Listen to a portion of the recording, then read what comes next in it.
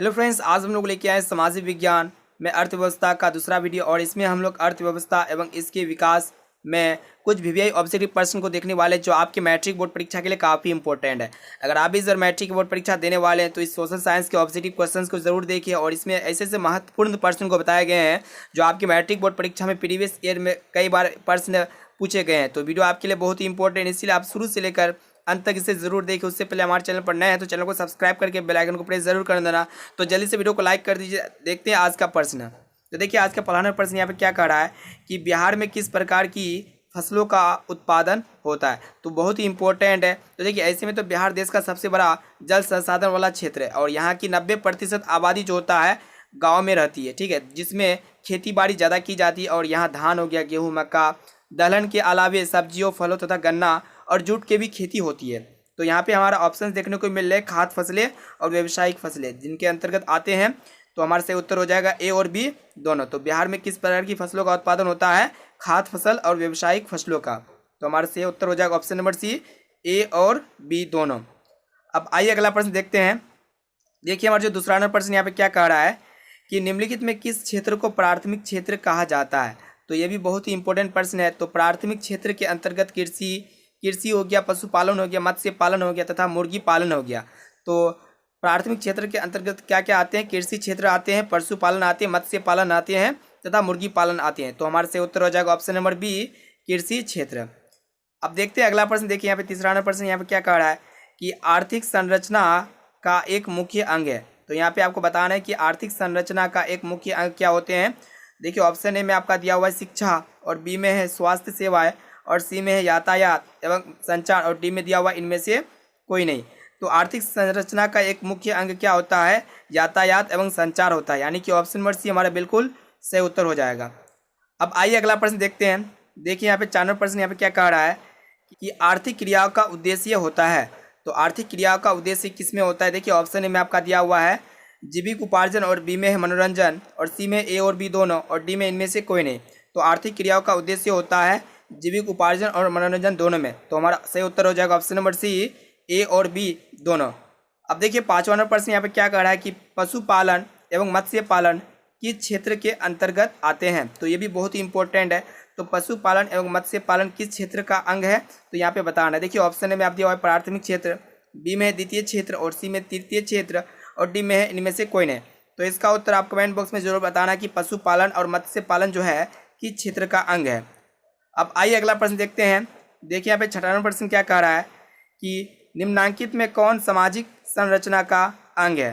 तो सामाजिक संरचना का अंग क्या क्या होते हैं? शिक्षा एवं प्रशिक्षण होते हैं, बी में स्वास्थ्य सेवाएं, और सी में दिया हुआ है आवास, और डी में उपर्युक्त सभी। तो हमारा सही उत्तर हो जाएगा सामाजिक संरचना का अंग क्या क्या होते हैं? शिक्षा एवं प्रशिक्षण और स्वास्थ्य सेवा और आवास। तो हमारे से उत्तर हो जाएगा इनमें से सभी, यानी कि उपर्युक्त सभी। डी नंबर ऑप्शन हमारा बिल्कुल सही उत्तर है। अब आइए अगला प्रश्न देखते हैं। देखिए यहाँ पे 7वां नंबर प्रश्न क्या कह रहा है कि सामान्यतः किस देश के विकास का स्तर किस आधार पर निर्धारित किया जाता है। तो बहुत ही इंपॉर्टेंट ये भी प्रश्न है। तो सामान्यतः किस देश का विकास का स्तर जो है किस आधार पर निर्धारित किया जाता है। तो देखिए ऑप्शन ए में आपका दिया हुआ प्रति व्यक्ति आय, बी में है साक्षरता दर, और सी में दिया हुआ है स्वास्थ्य की स्थिति, और डी में इनमें से सभी। तो हमारा सही उत्तर हो जाएगा इनमें से सभी। अब देखिए 8वां नंबर प्रश्न यहाँ पे क्या करा है कि निम्नलिखित में किस क्षेत्र को प्राथमिक क्षेत्र कहा जाता है। तो कौन सा क्षेत्र को प्राथमिक क्षेत्र कहा जाता है? तो देखिए ऑप्शन ए में आपका दिया हुआ औद्योगिक क्षेत्र, बी में है कृषि क्षेत्र, और आपका सी में दिया हुआ है सेवा क्षेत्र, और डी में है इनमें से कोई नहीं। तो प्राथमिक क्षेत्र कृषि क्षेत्रों को कहा जाता है, और हमारा ऑप्शन नंबर बी सही उत्तर हो जाएगा। और कृषि क्षेत्र के अंतर्गत क्या क्या आते हैं? पशुपालन आते हैं, मत्स्य पालन आते हैं, और मुर्गी पालन आते हैं। अब आइए अगला प्रश्न देखते हैं। देखिए यहाँ पे 9वां प्रश्न क्या कह रहा है कि विश्व पर्यावरण एवं विकास आयोग की स्थापना हुई थी, यानी कि विश्व पर्यावरण एवं विकास आयोग का स्थापना कब हुआ था। तो देखिए ऑप्शन ए में दिया हुआ 1980 में, बी में है 1983 में, और सी में 1985 में, और डी में आपका दिया हुआ है 1990 में। तो विश्व पर्यावरण एवं विकास आयोग का जो स्थापना हुआ था 1983 के ईस्वी में हुआ था, यानी कि ऑप्शन नंबर बी हमारा बिल्कुल सही उत्तर हो जाएगा। अब देखिए 10वां नंबर प्रश्न यहाँ पे क्या करा है कि बिहार के आर्थिक पिछड़ेपन का प्रमुख कारण है, यानी कि बिहार के आर्थिक पिछड़ेपन का प्रमुख कारण क्या क्या हो सकते हैं।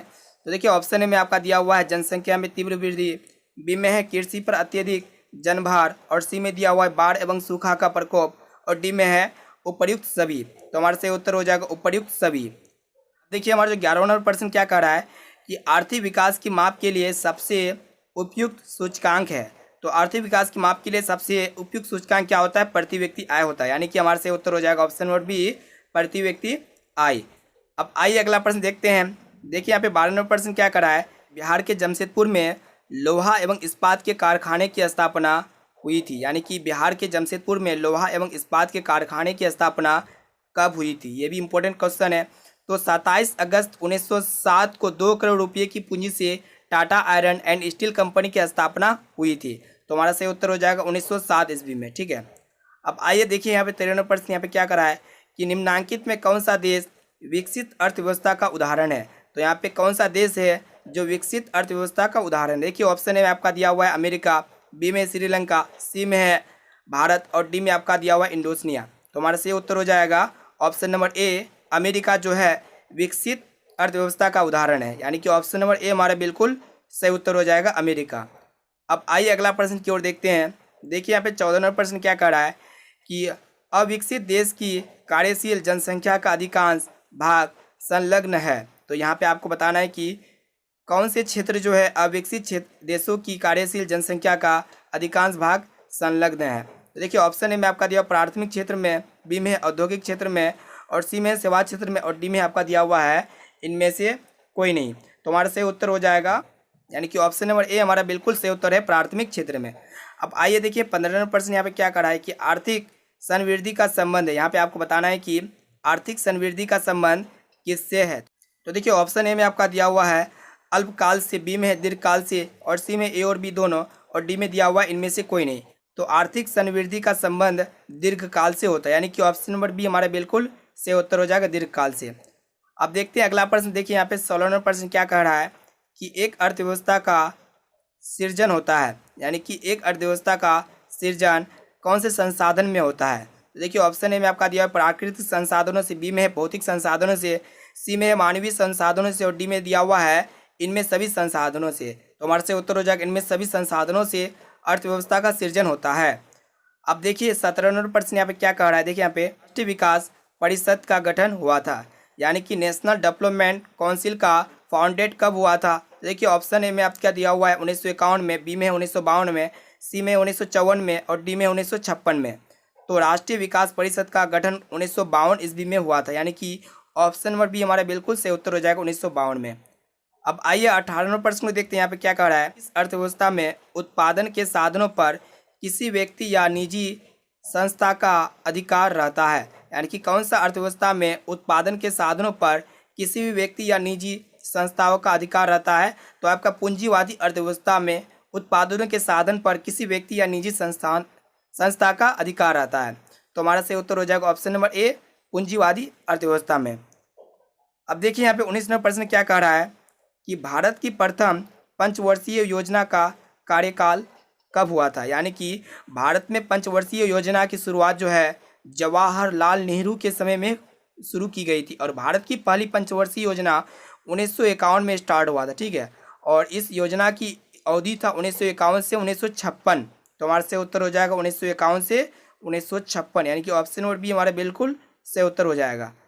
अब आइए अगला प्रश्न देखते हैं। देखिए यहाँ पे 20 नंबर प्रश्न क्या कह रहा है कि एक समाजवादी अर्थव्यवस्था में सर्वाधिक बल दिया जाता है। तो देखिए ऑप्शन ए में आपका दिया हुआ है आर्थिक स्वतंत्रता पर, बी में है अधिकतम लाभ अर्जित करने पर, सी में दिया हुआ है उत्पादन कुशलता पर, और डी में दिया हुआ है लोक कल्याण पर। तो हमारा सही उत्तर हो जाएगा लोक कल्याण पर, यानी कि ऑप्शन नंबर डी हमारा बिल्कुल सही उत्तर है। अब आइए अगला प्रश्न देखते हैं। देखिए यहाँ पे 21 नंबर प्रश्न क्या कर रहा है कि निम्नलिखित में कौन मिश्रित अर्थव्यवस्था की विशेषता है? तो यहाँ पे आपको बताना है कि कौन जो है मिश्रित अर्थव्यवस्था के अंतर्गत आते हैं।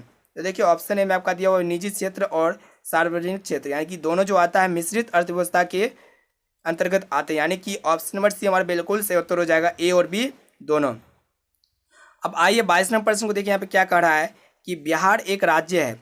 तो बिहार एक कौन सा राज्य होता है? कृषि प्रधान राज्य होता है, यानी कि ऑप्शन नंबर डी हमारा बिल्कुल सही उत्तर हो जाएगा, कृषि प्रधान राज्य। देखिए अब 23 नंबर प्रश्न यहाँ पे क्या कह रहा है कि स्वतंत्रता प्राप्त करने के बाद भारत का मुख्य आर्थिक उद्देश्य है। देखिए ऑप्शन ए में आपका दिया हुआ है तीव्र आर्थिक विकास, बी में है उत्पादक रोजगार सृजन, सी में आपका दिया हुआ है निर्धनता निवारण और डी में है उपर्युक्त सभी। तो हमारा सही उत्तर हो जाएगा उपर्युक्त सभी। तो दोस्तों इस वीडियो को अपने दोस्तों तक जरूर शेयर करना ताकि सभी स्टूडेंट्स आपके मैट्रिक बोर्ड परीक्षा में अच्छे से अच्छे मार्क्स ला सके। अगर आप हमारे चैनल पर नए हैं तो चैनल को सब्सक्राइब करके बेल आइकन को प्रेस जरूर कर देना। तो वीडियो को लाइक नहीं किए तो प्लीज़ वीडियो को लाइक कर देना।